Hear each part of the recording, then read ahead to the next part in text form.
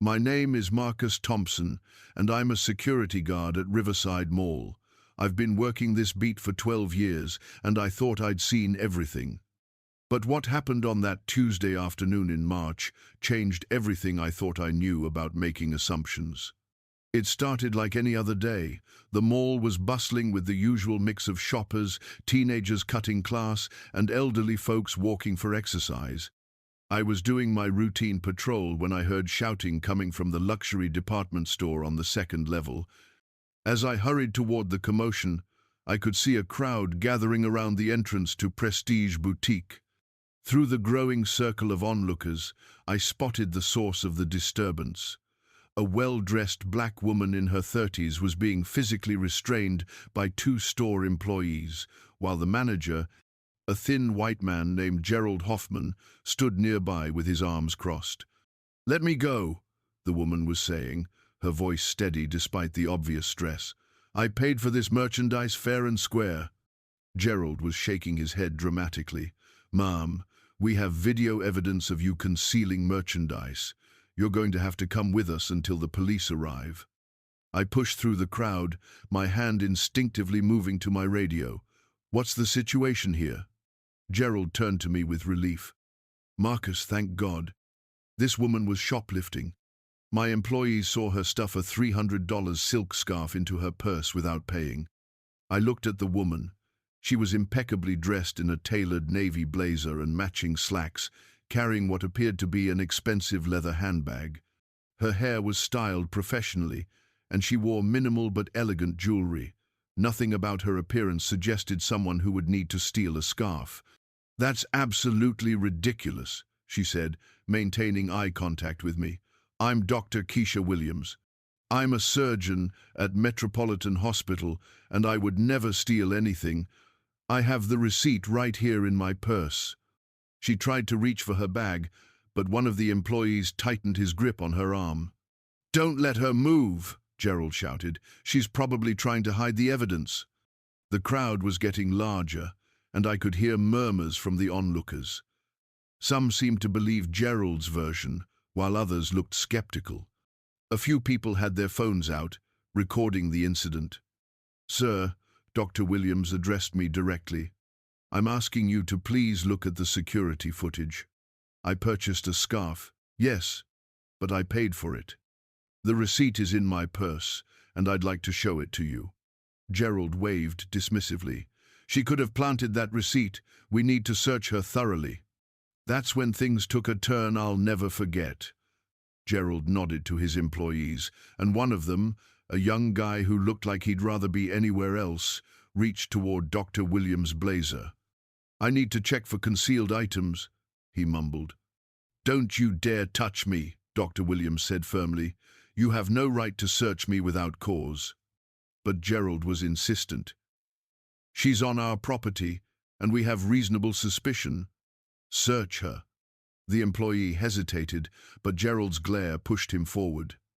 As he grabbed the lapel of her blazer, Dr. Williams tried to pull away. In the struggle, her blazer was pulled open forcefully, and then something unexpected happened. The employee stumbled backward, and in his clumsiness, he grabbed at her blouse to steady himself. The fabric, a delicate silk, couldn't handle the stress. It tore right down the front, exposing her shoulder and upper chest. The crowd gasped. Gerald looked satisfied, as if this somehow proved his point. But then, as doctor, Williams stood there with her torn blouse. Something became visible that changed the entire atmosphere of that mall corridor. On her left shoulder, clearly visible through the torn fabric, was a tattoo. But this wasn't just any tattoo. It was the eagle, globe, and anchor, the unmistakable emblem of the United States Marine Corps. Below it, in precise military lettering, were the words "Semper Fi" and what appeared to be dates of service. The crowd fell silent. You could have heard a pin drop in that busy mall. Gerald's confident expression faltered. That doesn't change anything," he stammered, but his voice had lost its authority. Dr. Williams stood straighter despite her torn clothing. When she spoke, her voice carried a different quality, the unmistakable bearing of someone who had served their country. "I served 2 tours in Afghanistan as a combat medic," she said clearly, loud enough for everyone to hear. "I treated wounded Marines under fire. I carried injured soldiers to safety. And when I came home, I went to medical school on the GI Bill and became a trauma surgeon so I could continue saving lives." She looked directly at Gerald. "And you think I would risk my career, my reputation, and my honor to steal a $300 scarf?" An older man in the crowd, I later learned he was a Vietnam veteran, pushed forward. "Ma'am, thank you for your service," he said loudly. Others in the crowd began nodding and murmuring agreement. A young woman who had been recording held up her phone. "I got the whole thing on video," she announced. "This lady never stole anything. She's been saying she has a receipt this whole time." Gerald was now visibly sweating. We still need to verify." "No," I said, stepping forward. "I'd seen enough. Dr. Williams, would you like to show me your receipt?" With dignity intact despite her torn blouse, she reached into her purse and pulled out a receipt. It was time-stamped just 30 minutes earlier and clearly showed the purchase of 1 silk scarf for $289.99, paid for with a credit card. The silence stretched longer. Gerald looked like he wanted to disappear into the floor. Dr. Williams held up the receipt for everyone to see. "I bought this scarf as a gift for my mother," she said. "It's her 65th birthday tomorrow." That's when the crowd's mood shifted completely. What had started as curious onlooking became something else entirely. People began speaking up. "This is disgraceful," said an elderly woman. "She's a doctor and a veteran," added a young father. "How could you treat her like this?" A teenager with his phone out called over, "This is going viral, dude. Everyone's going to see how you treated a Marine." Gerald realized his mistake too late. "Dr. Williams, there's been a misunderstanding." But Dr. Williams held up her hand. "There was no misunderstanding," she said calmly. "You saw a black woman shopping in your expensive store and assumed the worst. You didn't bother to check the facts. You authorized your employees to physically restrain me and then search me without cause." She gestured to her torn blouse. "And this is the result of your prejudice and incompetence. I knew I had to act. Gerald, I need to see your security footage, now." We went to the back office, and Gerald reluctantly pulled up the footage. It showed exactly what Dr. Williams had said. She had browsed the scarves, selected one, taken it to the counter, paid with her credit card, received a receipt, and put the scarf in her purse. There was absolutely no evidence of shoplifting. When we returned to the crowd, I announced the findings. The security footage confirms that Dr. Williams paid for her merchandise. There was no theft. Gerald's face was red with embarrassment and probably fear of lawsuits, bad publicity, and corporate consequences. Dr. Williams, still holding her torn blouse together, addressed the crowd one final time.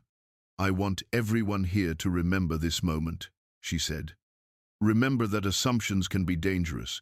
Remember that a person's character isn't determined by their skin color. And remember that the person you're quick to judge might be someone who has sacrificed more for this country than you can imagine." She looked at Gerald. "I'll be contacting your corporate headquarters. This kind of treatment is unacceptable, and I won't let it slide." The crowd began to disperse, but not before several people approached Dr. Williams to apologize for what had happened and to thank her for her service. The Vietnam veteran even offered her his jacket to cover her torn blouse. As the situation wound down, I found myself thinking about how quickly things had changed once that Marine tattoo became visible. It shouldn't have taken a symbol of military service for people to treat her with respect, but I was glad it had opened their eyes. Gerald ended up losing his job within the week. The video went viral, just as the teenager had predicted, and the corporate office moved quickly to distance themselves from the incident. They offered Dr. Williams a formal apology and a settlement, though I never learned the details. Dr. Williams handled the entire situation with a grace and dignity that impressed everyone who witnessed it. Even in the face of humiliation and prejudice, she maintained her composure and used the moment to educate rather than simply retaliate. A few months later, I saw Dr. Williams again at the mall. She was shopping with an elderly woman who I assumed was her mother, the one who had received the scarf.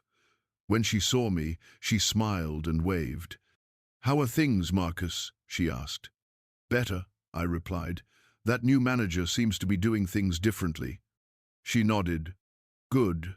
Change is possible when people are willing to learn from their mistakes." As I watched her walk away with her mother, I reflected on what I had learned that day. I'd always thought I was pretty good at reading people and situations, but Dr. Williams had shown me that there's often much more beneath the surface than we realize. That marine tattoo had silenced the crowd, not just because it represented military service, but because it forced everyone to confront their assumptions. Here was a woman who had served her country with honor, had earned her way through medical school, and was now saving lives as a trauma surgeon. Yet she had been treated as a common criminal based solely on the color of her skin. The incident changed how I approach my job.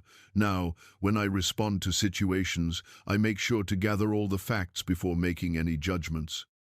I ask more questions, listen more carefully, and remember that everyone deserves to be treated with dignity and respect, regardless of their appearance. Dr. Keisha Williams taught an entire mall full of people a lesson that day about prejudice, assumption, and the danger of judging others. But more than that, she showed us what true strength and character look like. Even when faced with humiliation and injustice, she stood tall, spoke truth, and turned a moment of personal attack into an opportunity for education and growth. That marine tattoo didn't just silence the crowd, it opened their minds. And sometimes, that's exactly what the world needs.